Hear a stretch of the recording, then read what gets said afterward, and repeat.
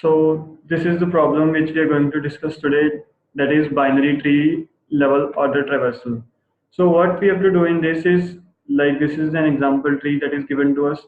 We just have to make a list of each node of each level. Like first element of list could be consisting of all the values of nodes that are at the current level.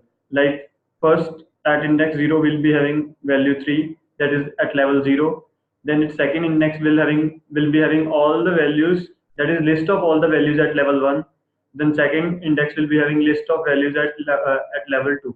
So basically what we have to do is we have to make a list of lists which will be consisting of which will be consisting of all the values of that particular level. So how there are again two methods for doing this. One, we can go for recursive method, and other one is iterative. So first of all, let us see how we are going to do it recursively. So this is what we'll be doing. First of all, let me just see. Okay. First of all, like this this is level 0, then level 1, then level 2. First of all, whenever we encounter any element at a particular root, then we are going to create a first. Suppose this is a result list. So this at particular, if we encounter any element at that or at current pointer, then we'll add an empty list at that index, at index of that level. That is at level 0, we have added an empty list, and we'll push that value into this first index, that is 3. So then we move to its left recursively, that is we come to this and this. We'll first encounter with all the left values, then we'll move towards right. So when we reach 9, then the size of this list is equal to 1. So it means that we are at level 1. So we need to add one more list to this result list. So whenever we are adding this list, will push the first element, that is 9. Then we'll recursively move to its left. At this point, we did not encounter any element, so we are not going to add any element to this. So then we'll move to this part, that is to 20. At 20, what we'll see is that this level and size of this list, that is, it is not equal. So it means we need not enter any new list into this result list. We'll simply add this number to the list that is at index 1 of result, which means that this level 1 and this index 1 is all, this list is already present. So we are simply going to append this number into this list. So then we'll further move to 15. So 15 is at level 2 and size of list is yet 1. So we need to enter one more list into this. So we have created a new list, and its first element will be 15. So then recursively next number which will be coming is 7.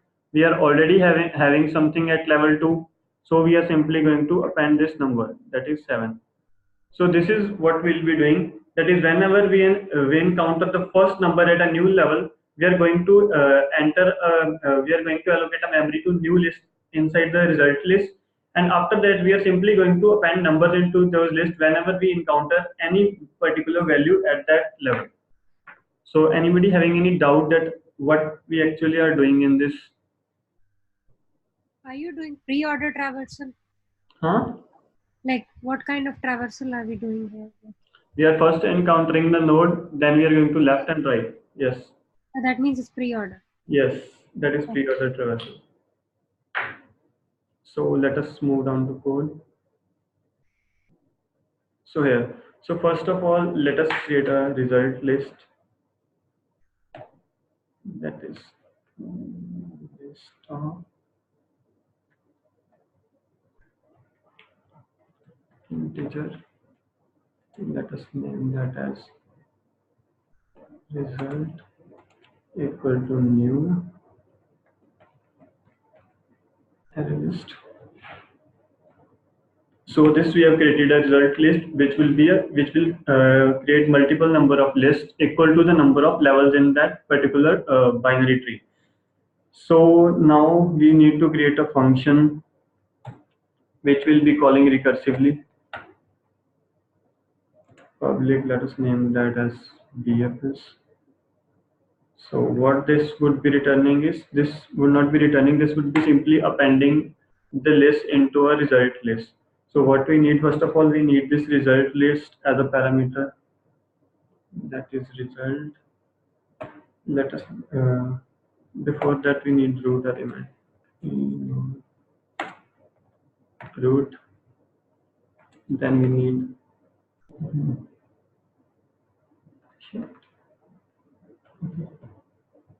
so here we need a, that is list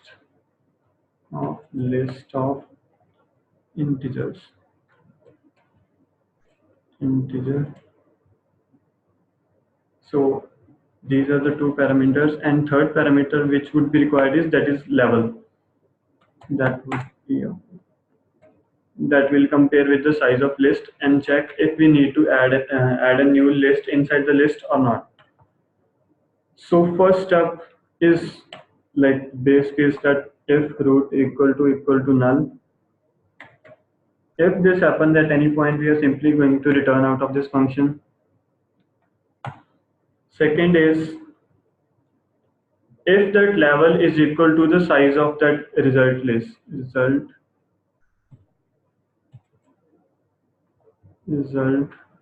dot size equal to level. So can anybody tell what we are going to do in this if statement? We will create a new list. What?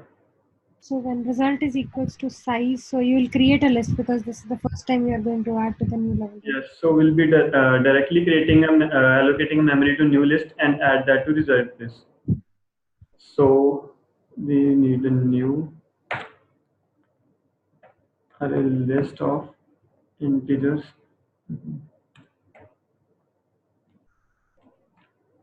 Integers. We are simply going to append this to result dot add. So now we have added an empty list to that list in the result. So now we will add the current number that we are having to that list. That is result. So now we need to first fetch this list we have added. That would be at index, that is at current level, and then we are going to simply add the value of the current node, that is root dot value. So what we have done is we have created a new list. Inside the list at that particular index which at which level we are, and then we have simply added that element. So can anybody tell why will this statement be inside the if or not? It has to be outside because next time when you are being at the same level, then you don't need to create a list. You can just add it. Yes. So this will remain outside the if statement, because whenever we, even if that level is already there, we are simply going to append this value into that level instead of creating a instead of just waiting for new list to be added.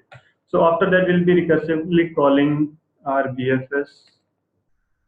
So what was the first element, that is roots? So we are going to move to roots left. Second is the result, and third one is level, that is going to increase in each iteration, level plus 1. So similarly, this is for left. We'll be calling this for right as well. So here we are going to do that root, not right. So we have called this function for both its left and right side. So now let us call this into our this function, that is BFS. First of all, the parameter required is root. Then we are going to have result, and then initially our level will be 0, and finally we'll return the result that we have computed.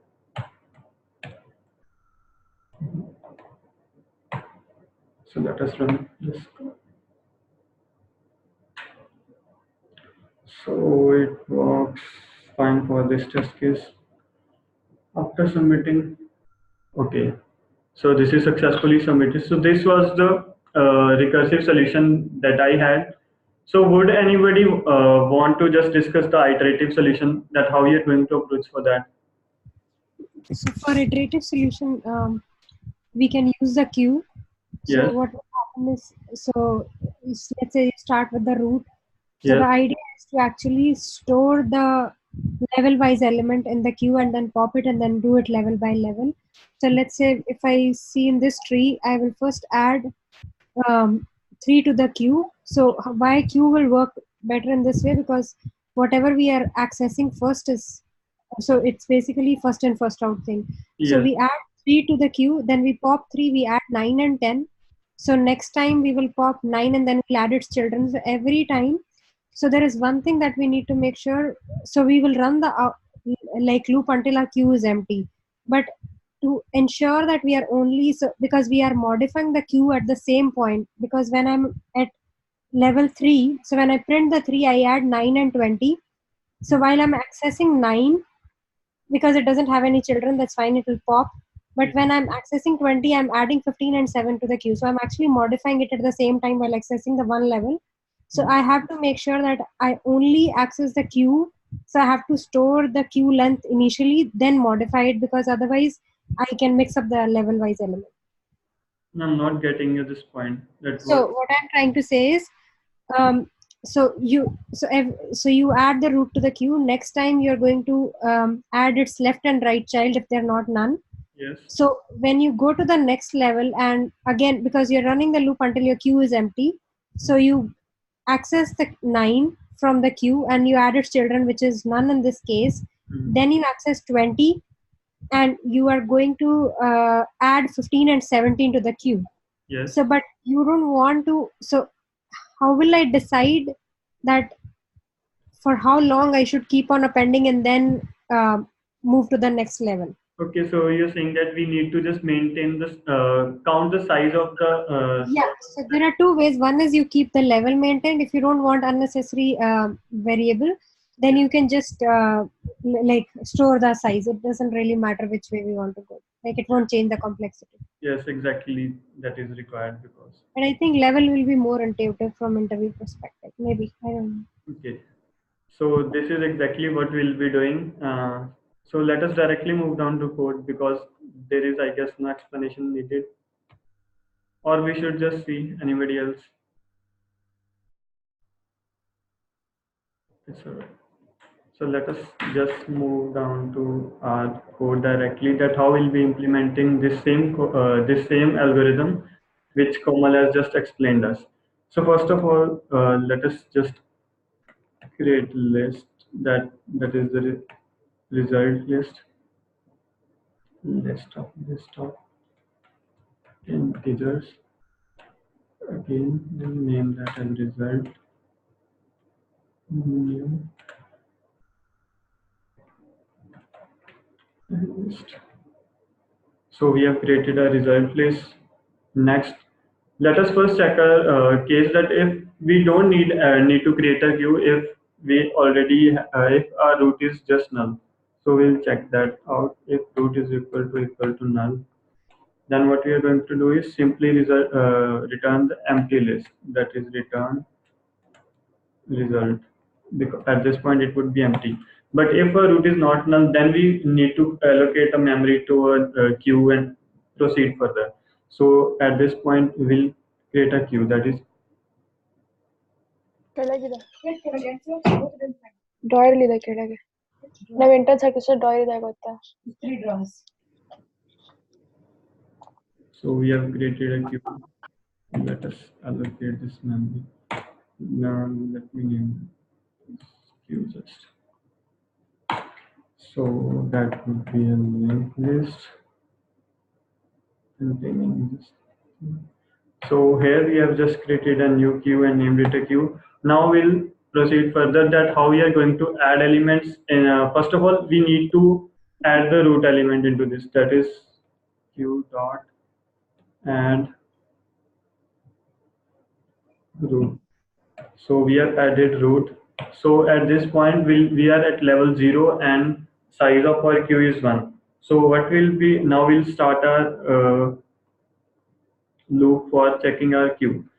That while our queue is not empty, that is queue dot is empty. What we are going to do in this case? First of all, each time when we enter, we need to create a new array list for that. So what we'll simply be doing is that is list. We are going to create a new list. Let us name that as R. That would consist of new list.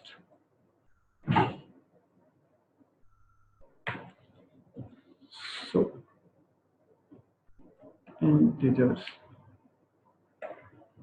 So we have created here a new list. Now we need to, we have already appended the root element. Now we need to add its left and right child, and then we'll maintain the count, maintain a count that is, let us name in count, and we'll just check what is, we'll be storing the size of q in this, that is q dot size. So at this point of time, we are having size of q inside the count. So that would be the next level which we are going to which we are going to talk about. So at this point, we were at root element, that is level 0. So when we have just entered the while loop, we are going to access the level 1. That would be exactly equal to the size of the list, that is count. So what we'll be doing next is we'll start a for loop for each element which are already inside the queue. This for loop will run for int I equal to 0 till the count, that is because at each level there will be same number of that root elements which we are going to fetch, that is I less than r count I plus plus. So for each element we are going to add its both left and right child into the queue. Let us create a tree node. So sorry, yeah, we have created a we'll create a node and take element out of that root dot pole. So now we have, first of all we are going to fetch the first element, then we'll add its both the elements, that is q dot add node dot left and q dot add node dot. So before adding this, we need a condition that this element which we are going to add, this should not be null. That is node dot left at this point of time should not be equal to null. Ashmit, quick intervention. One, in line 20th, N has to be capital in pre-node. Okay, yeah. And the other thing is, if you can keep writing the equivalent Python code, or keep telling the equivalent Python code. For example, q.poll is what in Python. I think Rakshita prefers Python, so you can just keep mentioning what's the equivalent method in Python. Not writing the whole code, but just mentioning what's the method. Does it make sense? Yes, but till here it's almost same. I'll tell whenever it's required. Yeah. Yep. Yeah. Okay. So in that we are, that is syntax, just syntax is different, that we are instead of we are using the arguments like if node dot left is null is not null, we have to use that words instead of that these symbols. Else all we are doing is same. So node dot right should not be equal to null. So at this we have checked that if our left or right element should not be null at any point when we are going to add that into queue. So we have just fetched all our elements. So is it all right? So at end, what we are going to first of all, so this is what is. So here we are going to return return a result. Am I missing something? Okay, so at this we have to yeah, at this point of time we have, I forgot to just add a new level at this. So list of integer is r. You have to add the current element, append to the result, right? So I first of all I need to add a list into that result list. Then I'll be adding that element into that list. You're already so you can initialize a temporary list inside this. Yeah, Inside. I've already created this list named r. Let me name this. So yeah, see, you have outer list, and then you can add it to this, and then this can be, the temp list can be added to the result. Yes, I have added q.temp. There's something in chat. I think you need to add it inside the loop. Append to result, add elements in the loop, in the for loop. Because if there are multiple loops, say, let's say in the current level, you have to add all of them, right? Yes, I'm not getting you. So you have to q dot add temp should be inside the for loop. Q Oh, add should second. be. Oh no, q is your temp is your list. Yeah. This is right. But 1 second.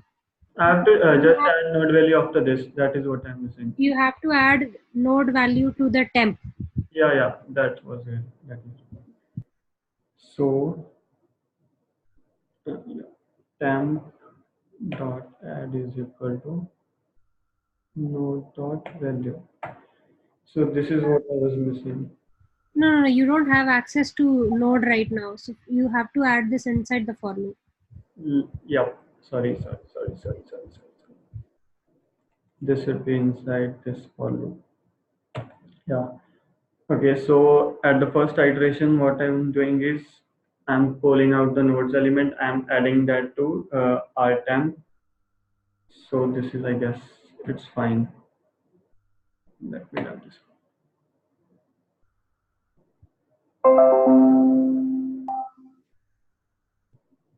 Cannot find symbol q. You are not adding into result list. This is a function. Yeah, already added one.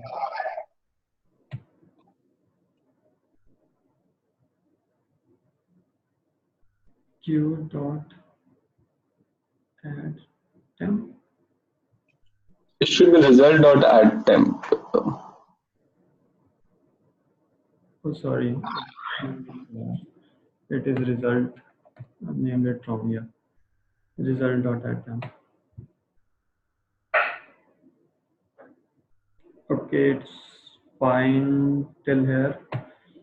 Let's submit this.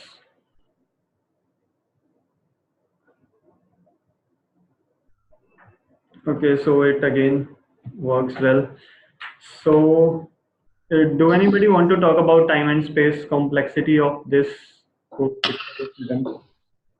You are iterating the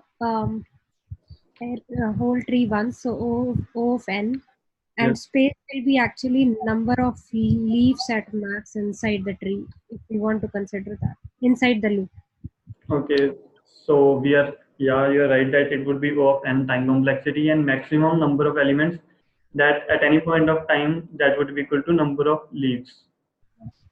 But still we'll say that as taking the worst case as O of n.